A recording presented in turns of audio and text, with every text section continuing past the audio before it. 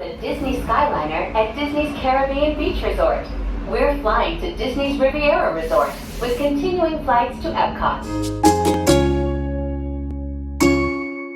Hi guys, so I am actually in my favorite place in the whole wide world, Disney World. I wanted to take a trip over to Epcot, and I am actually on the Skyliner right now. This is my first time on the Skyliner. I've never experienced it before. It's nice and breezy, clearly. And sailing over Disney's Caribbean Beach Resort. One second. To a collection of World Traveler.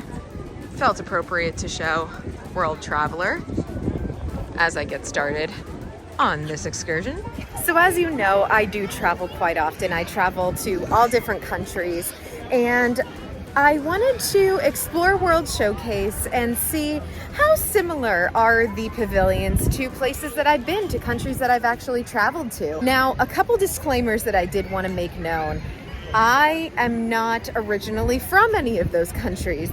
Now, with that said, my opinions of those countries will be different than somebody who has lived there their entire life, just as my opinion of the American pavilion will be.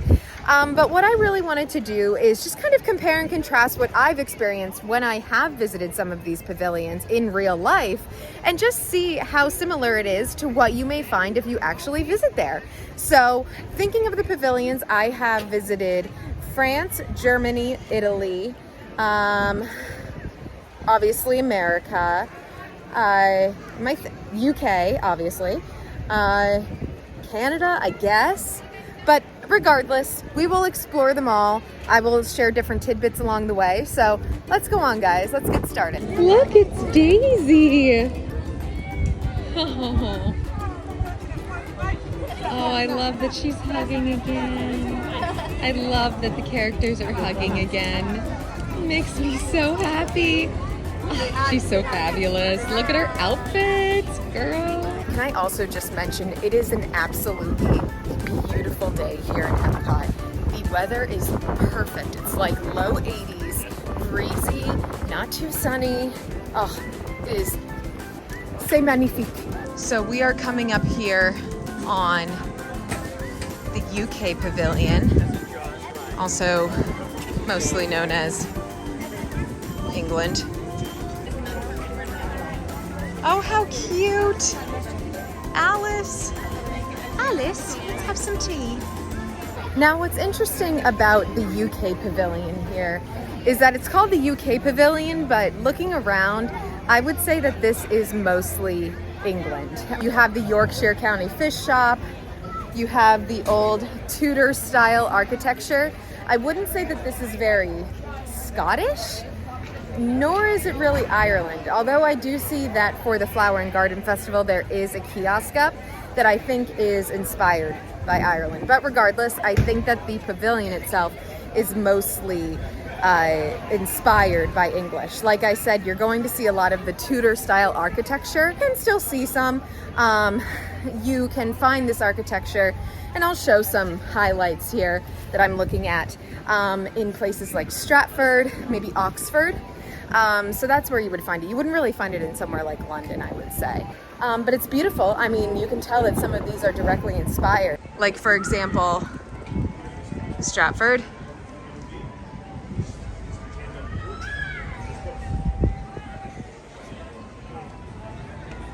Stratford, girl.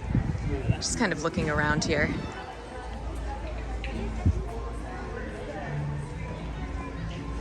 Now, when you come back to this little corner, this little pocket of the UK Pavilion, I would say that this is much more of modern London. In fact, when I lived in London, the flat that I stayed at looked very similar to a building like this. So this is very similar. But for the most part, I would say that this is inspired by a series of different types of time, different snippets of time, if you will, of England. Most of modern London was built, I would say, in the 19th, 20th century. So you wouldn't necessarily see a lot of these type of buildings, but you could. Actually, a place too that came to mind is Bath. You could find it in a place similar to that, which we visited, and which is lovely. Very touristy though. Rose and Crown. Now, fun fact about Rose and Crown here, you'll see it is called Rose and Crown. And that is actually because they were trying to find the two most popular names of pubs. And the two most popular names of pubs in England, what do you think they were? Rose and Crown. Thus, Rose and Crown was born. So, I am feeling like a little lunch. How cute, Pooh Bear. So sweet. Oh, and Tigger too. Oh, and little Piglet. Ah, yes, the Bard. Love it. For those who don't know, I also studied Shakespeare in college as part of my degree. Lovely quote from Winter's Tale. In all his glory. I have traveled to Canada, but it was just to Niagara Falls. So I don't know if that really counts. And I can't really speak to much of the history or architecture because I think I was about 10. But it was pretty, but I just can't speak to it. So moving right along, but we will discuss later. One thing I do love though about Canada is the poutine. And this is a great place to get it. And especially for the different festivals that they have different signature poutines out. Like right now they have the traditional, and they also have a house-made Italian sausage and peppers poutine. Very exciting and very delicious. So I stopped here at the Flavorful Kitchen kiosk and I ordered the grilled corn on the cob. I actually asked for extra seasoning and they sure delivered. So I can't wait to dig in. Look at this masterpiece. Holy cannoli. Let's dig in.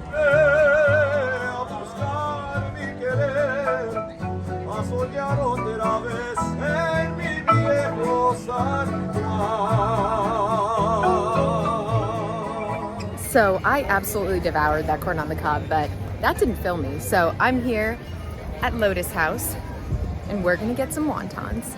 Oh man, look at these cheesy crab wontons. Everything just looks better and better. And what a magnificent view right of the China Pavilion and the lake. Oh, can't get much better than this. There's no pleasant way to eat these, huh? You just gotta go in. You just gotta go in. You gotta commit. I'm fine with that.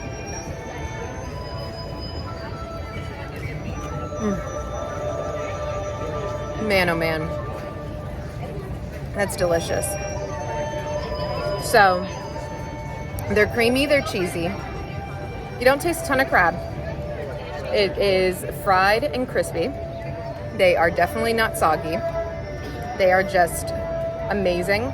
There's a little kick when you bite it, but it goes away. It's delicious. Oh, I love Epcot food.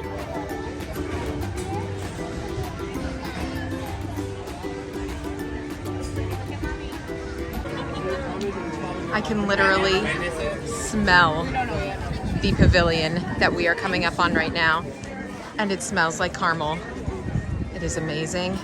And that is the Germany Pavilion. So, welcome to Germany. Now, Germany is a country that I have visited before. And upon going deeper, I would say, there's something that stands out to me very evident with this country, and it would be the architecture. Now, when I have discussed all of these countries being a showcase and being a snippet in time, this is a very unique snippet, and this is a very Bavarian snippet in time. Now, what do I mean by Bavarian? You hear that a lot associated with Germany. Now, Germany as a country itself was not actually a country until the 19th century. It used to be multiple different principalities that were German-speaking that eventually united. And on the southern side of Germany, you had Bavaria. And up in the north would be more of the Hanseatic regions.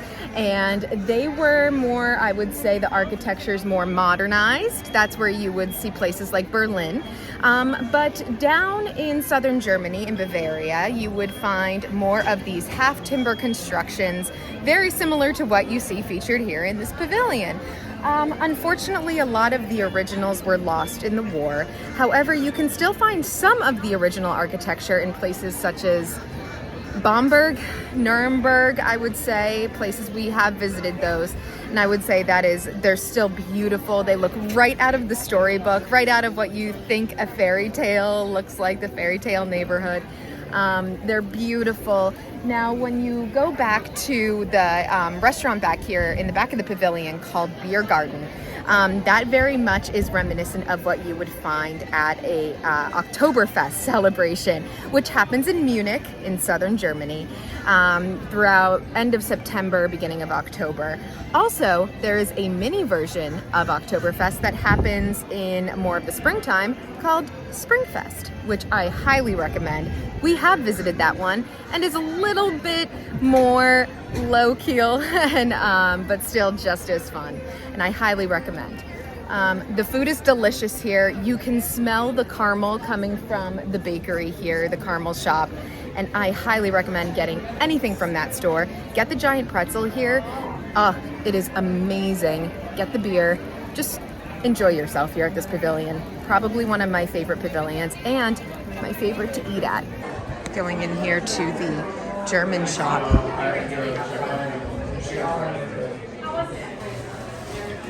Look at all these amazing, amazing treats.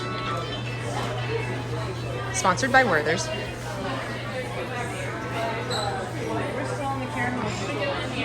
If I wasn't pretty much eating my way around the park already, I would get one of those giant pretzels and probably a beer, because you can't go wrong.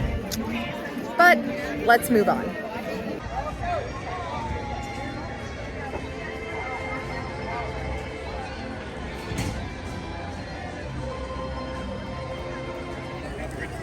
Do you hear that? Can you smell the pizza and pasta? Do you see the gelato cart? Oh wait, where's the gelato cart? Welcome to Venice. This is very clearly Venice. Yeah, I would say walking right in this pavilion, you can tell that this is clearly inspired by Venice. However, this is backwards. Fun fact as to why. When they were building actually World Showcase, the designers thought that the look would be a little lopsided between Germany and America. So they decided to just topsy-turvy the entire look of Venice. But you clearly see the Doge's Palace, you see the bell tower. That lion with the wings is a symbol of Venice. So obviously a much more minimized, I would say, feel than Venice itself. But it is beautiful. I can smell the pizza, I can smell the pasta, I can hear the music. There's literally a gondola in front of me. There is a street performer that is amazing. I just feel so relaxed in Italy. Did I just say that another pavilion was my favorite pavilion? Because I think that this is one of my favorites too. I can never decide. Now, if you go more deep into this pavilion, you can see that it is not all Venetian. You do have some Roman influence from the Trevi Fountain, clearly. Again, much more minimized version. You have Via Napoli, getting the Naples vibe here. Tutto Italia.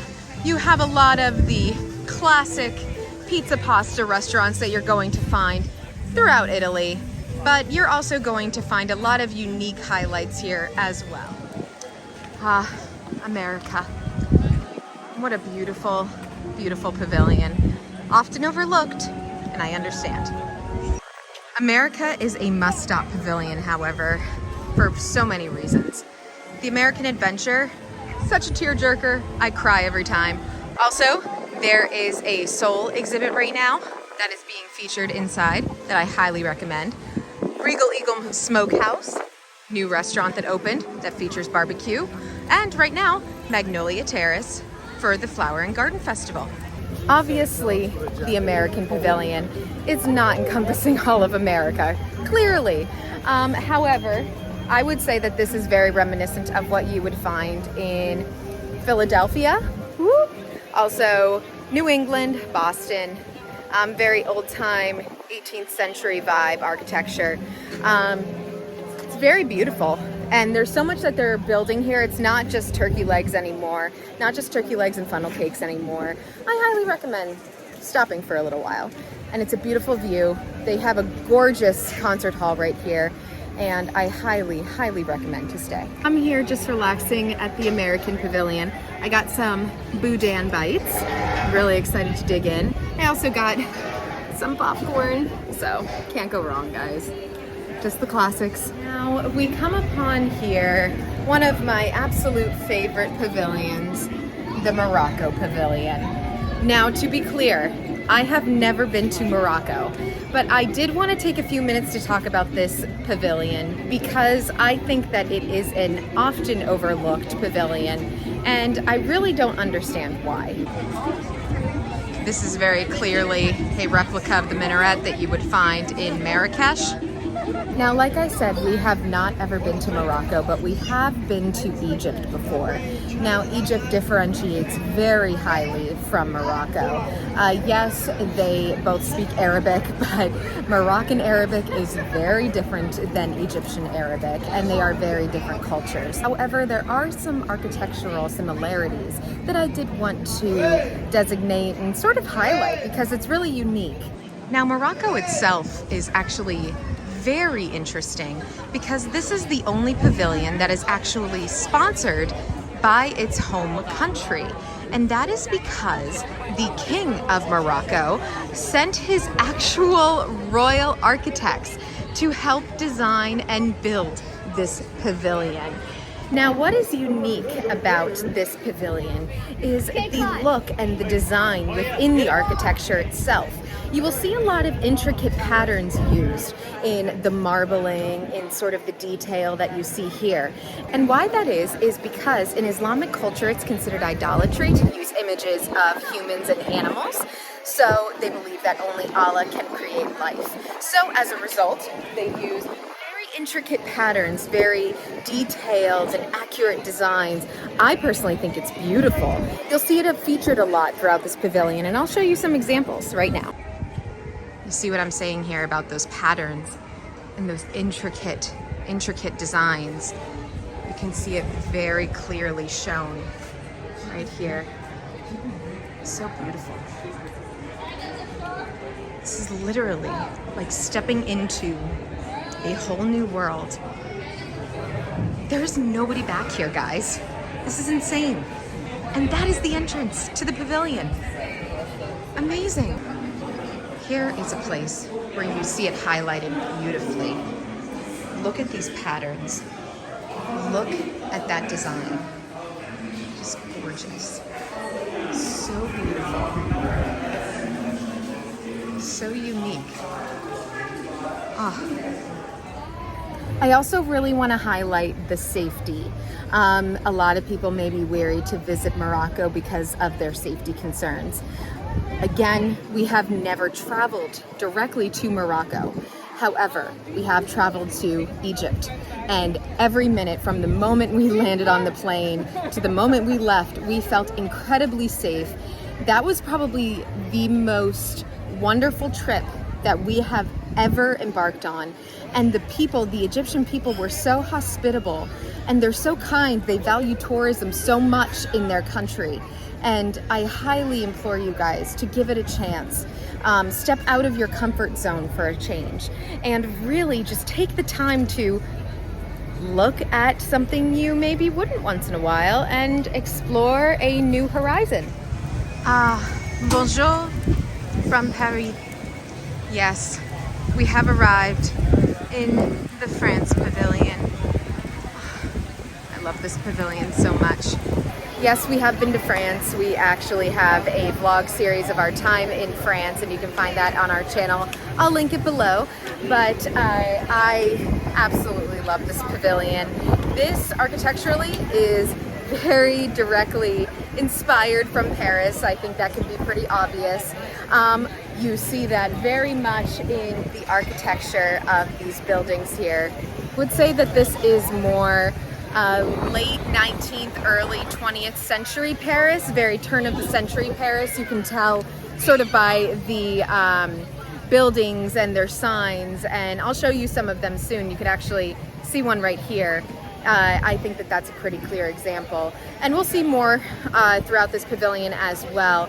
But I think that this really features, well, the highlights, very much a snippet in time of old-time Paris, of strolling the streets with Scott Fitzgerald and have a crepe or have a frozen wine slush. I love the Paris Pavilion. I keep saying the Paris Pavilion because this is clearly Paris, but take the time to enjoy the sights of this French pavilion. See what I mean about the signs here of the different restaurants and shops. Very early 20th century. Oh, it just feels like you're taking a stroll down a Parisian street. Beauty and the Beast sing along, how cute. Probably my favorite place to get some cheap eats is back here at Les Halles. So let's check it out. Look at that. Oh, Les Halles Lingerie Patisserie. Oh, let's go in. I love this place so much. This is a perfect place to get some cheap eats. Sometimes when it's not too busy, I will sit out here right outside of Chefs de France. Just sit on the benches, relax. There's literally no one else here in this little arcade. And just like sitting in Paris, just watching the people go by and relaxing.